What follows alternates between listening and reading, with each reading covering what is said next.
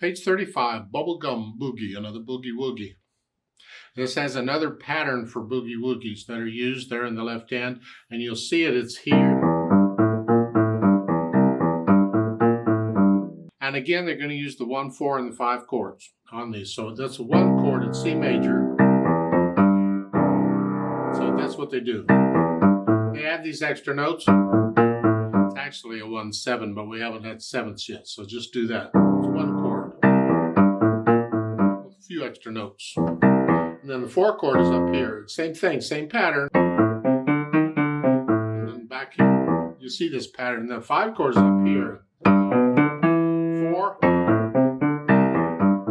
Very common in boogie woogies. Anyway, let's look this over. It's page long, treble, bass, clef, no sharps or flats. We're in the key of C major again. Make sure you do the scale for C major and A minor, and go ahead and do the arpeggio too. 1 octave up and down is good. If you can do the scales okay and you're comfortable with them, then go 2 octaves. And same with the arpeggio. If you're not comfortable with the scale, if you have to keep looking at the keyboard and fiddling around to do the scale, then just stick with 1 octave. The 4/4 time signature, boogie woogies are typically in 4/4 time. Right hand first, let's see what we got. 1 and 2. Measure 5, 1 and 2. Then measure 7, you're going to cross over. Then, yeah, here, and then 2 here. Now measure 10, 2, and the second finger plays that. And you can play that or the thumb, either one. Whichever, I don't care. Measure 11, I'll come back to the grace note, leave it out just here. And then you can use a 2/4 if you want.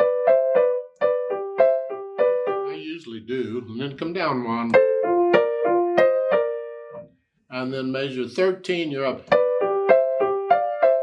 1. I'm going fast, but you can see this video more than once. You take it at your speed, and then the last 2 measures, it's here. And that's a quarter note. Hold it down. We got 2 voices here. Now, yeah. Is what that is.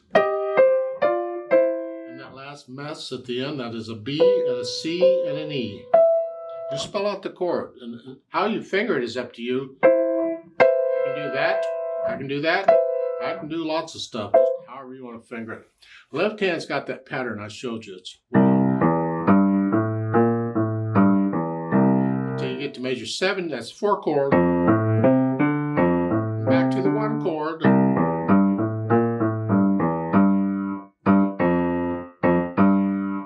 Measure 14, it's thumb, and that is an A. 3 ledger lines below the staff. You should know that note. 2 ledger lines is a C. That's 1 more. A, and E, cross over. 1 and 2 and 3 and there's a pop on the end. It's, again, like we did on the previous one, it's a loud staccato unit. Boom, don't pound on it. It's a pop, not a pound, I guess, whatever.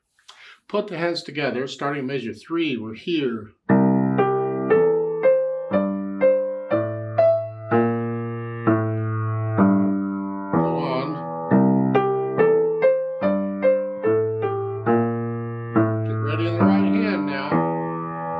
I missed it in the left hand. Let's go back just briefly here. Measure 5.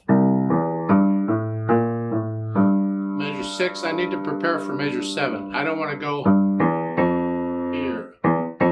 So I need little finger on measure 6, the last one.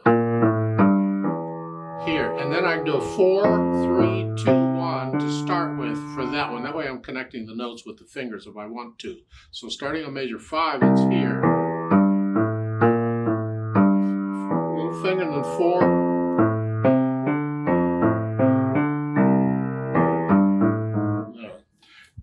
I missed that before, sorry about that, but make sure you can finger this with a 5/4 there, going from measure 5 to 6, or measure 6 to 7.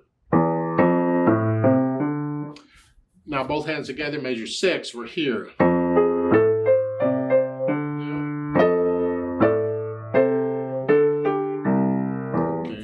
Put the hands together. I already did. Then go back over the hard parts and go over and work them out.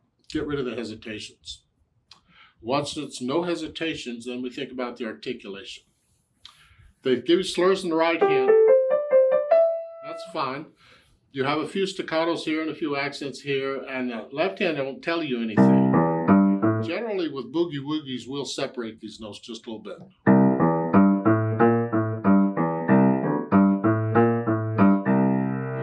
Just a little bit. It's the style of it, because they're not going to be smooth. Boogie woogie is a bouncing thing.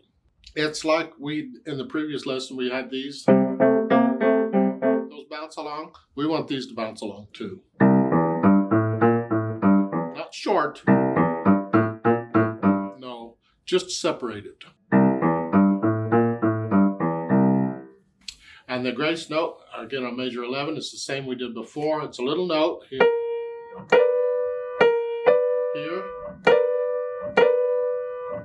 And just kind of, it's one motion, you're just getting off of it. And most people would play it before the beat, so this comes together. I play it on the beat, so that comes together. But you can play it at the same time and get off of it. If it's fast.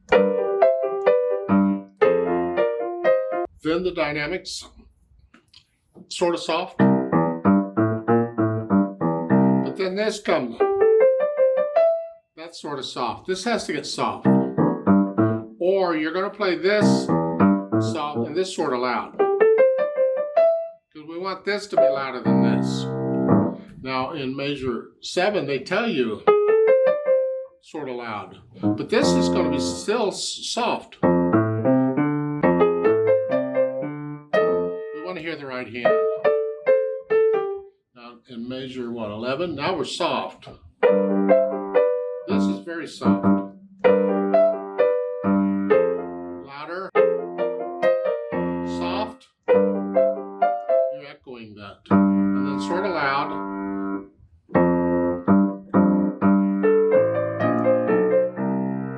Then get louder. Now loud. And very loud for the last one because of the accent. They have an SFZ there at the end, or Z, however you pronounce it. Sforzando. A sforzando for piano is the loudest accent you can have. It's a strong accent.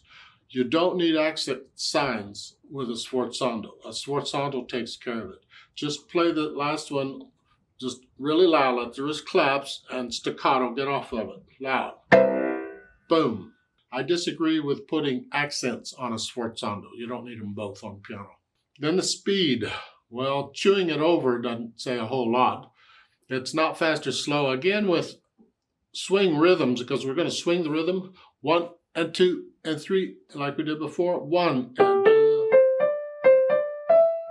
2 and 3 and 4 and 1.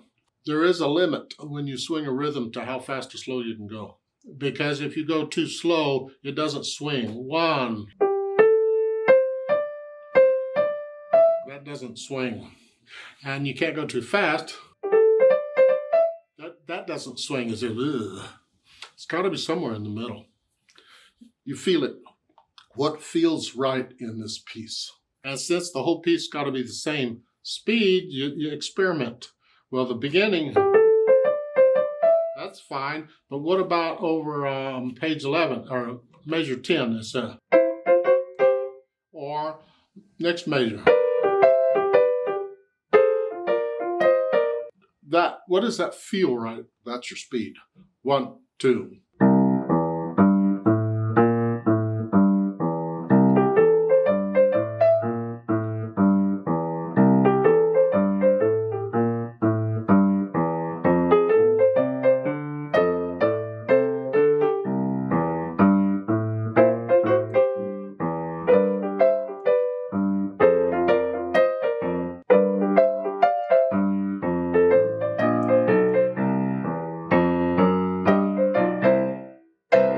Somewhere. Now, if I played it again, I'd play it a little different. I'd play by feel. I would feel it different. I do that.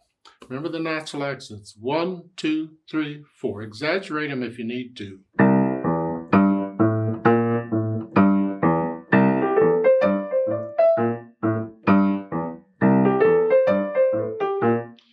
exaggerating, but you want to feel them. So eventually you don't exaggerate them anymore. You just feel them all the time.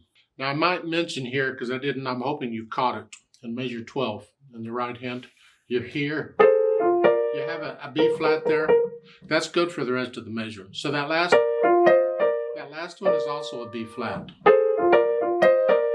Here, and then the next measure, they give you a natural on the B. You don't need it, it'd be a natural anyway, but it's okay. And they give you an E natural. You don't need that either. Those accidentals are only good for the measure they're in. And when they give you these courtesy signs like this, it can be misleading. You might start thinking, oh, if they didn't give it to me, it'd still be there. It'd still be in, a flat or whatever. No, they're just a little too helpful. Now in the last measure, here you do need a natural sign on the last one because it's in the same measure as the E flat. Otherwise, that flat would still apply. Yeah, so we have to be careful on these accidentals. Just follow the rules on accidentals. I mean, sometimes they tell you things and it can be misleading.